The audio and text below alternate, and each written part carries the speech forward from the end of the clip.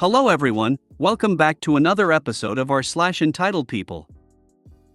In today's episode, entitled airline passenger tried helping themselves to my upgraded seat.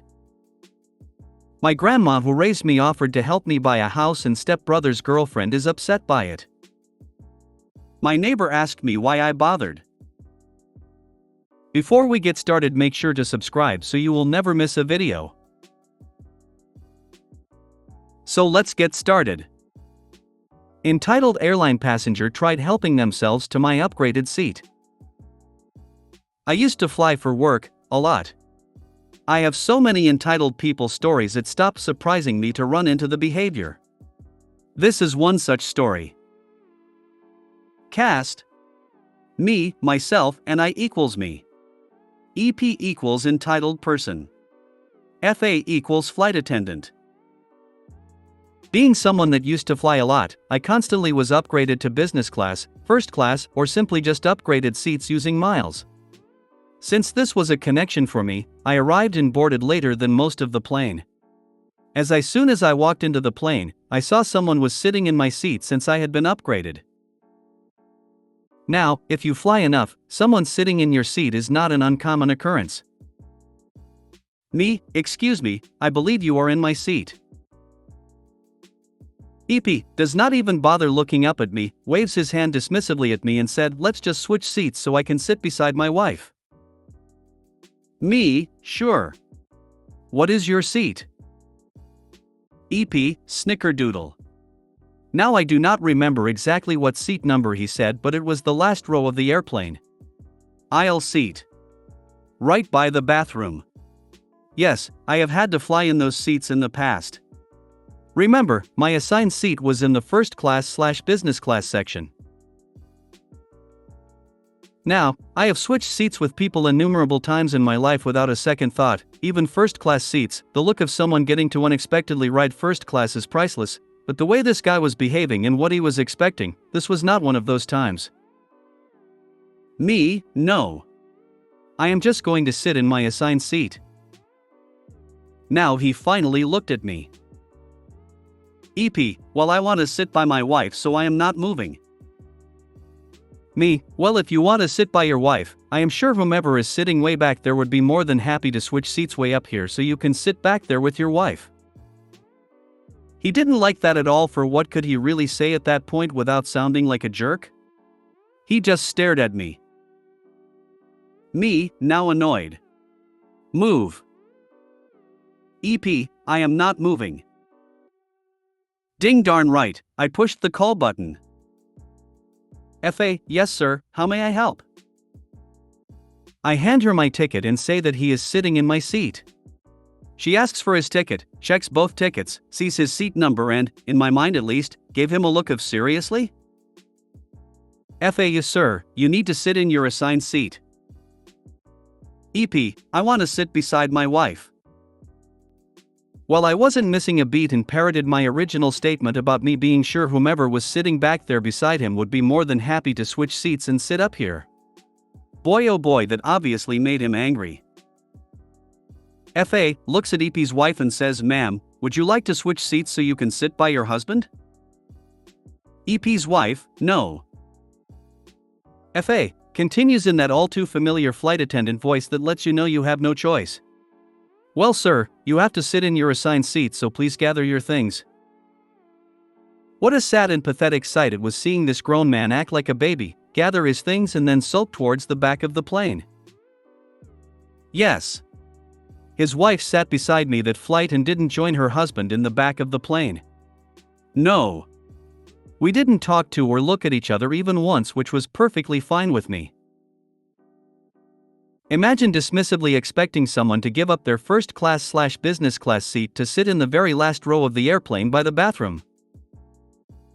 I've heard of people doing this to try to score a free upgrade. One partner, or parent, even, gets a first class ticket, the other gets a bottom of the barrel economy seat and begs for a swap to be with family.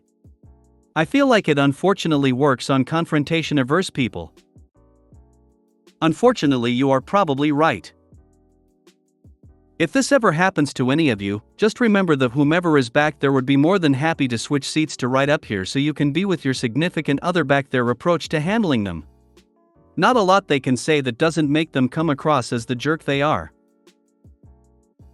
I was actually offered a seat in business once since the gentleman wanted to sit next to his partner who was in economy. It was hilarious because they were right in front of me while boarding, and he says to his partner, "It'd have to be crazy to give up this offer." I get to my seat, he turns around and offers me the seat. I said, "Thanks, I'd have to be crazy to give up your offer." He went red in the face and then all three of us started laughing. Good times. That is great. I bet they will never forget that either. That's hilarious. I live with my husband and sleep next to him every night. I'm pretty sure we can survive a 4-hour flight in different seats if need be. Plus, if you're separated in the plane, there is slightly higher chance that one of you will survive in case of a crash. That reminds me of a situation my BF encountered on Southwest. He'd made sure to check in nice and early, to be in one of the first boarding groups. And he arrived early, to be toward the front of that group. Just as boarding was wrapping up, a couple interrupted his reading. They wanted to sit together and he was beside the only empty seat. They, too, had a very dismissive and entitled attitude. He said if they'd asked nicely, he might have considered it. As it was, both he and the person in the window seat refused. The couple got all agitated and the woman actually wailed, "We cannot be apart." A flight attendant then informed them that the plane was due to leave. They could take whatever seats were available, or leave. They sulked their way into 2 seats that were only about 4 feet apart. Punchline, it was a 90-minute flight. My grandma who raised me offered to help me buy a house and stepbrother's girlfriend is upset by it. So my grandma raised me since I was 2 years old because I got taken away from my parents. I never knew my mother, so I called her mom. She didn't really help me a lot as an adult unless I was really desperate. She is a lot older now. I kind of think she wants to make it right with me before it's her time. So my dad, my grandma's son, ended up having a lot of other kids with his girlfriend. They didn't take good care of my dad. Was a drug addict, so a lot of those kids followed him and became drug addicts or criminals themselves. His girlfriend had 4 kids before she hooked up with my dad. Anyway, my stepbrother, we will call him Nick, not his name, had been in and out of jail almost his whole life. He met this girl and she seems like a good girl. We will call her Kim. Kim is keeping Nick out of trouble. I thought I was bonding a friendship with Kim and gave Nick a second chance. Me and my husband had them out to our house, fed them dinner. My grandma invited them to Christmas. She cooked dinner and always treated Kim good even when Nick was in jail. I even came to her apartment 45 minutes away on my only day off of work to help her clean her apartment when she had surgery. It was bad too. I took 12 bags of garbage out of her apartment and was there cleaning for like 5 hours. For free, just to help her. So Nick finally made out of jail right before Christmas. I listened to Kim vent about him being in jail many times. I felt bad for her because I thought she had no one else. Fast forward, I'm currently trying to get a mortgage to get a house of my own and stop renting. I told my grandma I didn't know if I would get it because I didn't have enough for down payment. She told me she would help me. I told her thank you, but I feel bad to take from her. Of course I will be paying her back at tax time. So probably only need it for a month or 2. Thinking Kim was my friend, I ended up tell her my grandma said she would help me. She got all mad about it and said she wouldn't help them with money for a car. They just got approved for a car and they want her to help them with a second car for him. So he can work. I didn't know they asked her for money. I never had a criminal record or went to jail. I have full intentions of paying my grandma back in a couple months. I have 2 kids, her grandchildren, who she loves very much. Plus she is like my mom. I think Kim is acting really entitled. Nick doesn't even have a job yet either. I'm thinking of keeping my distance from her at this point.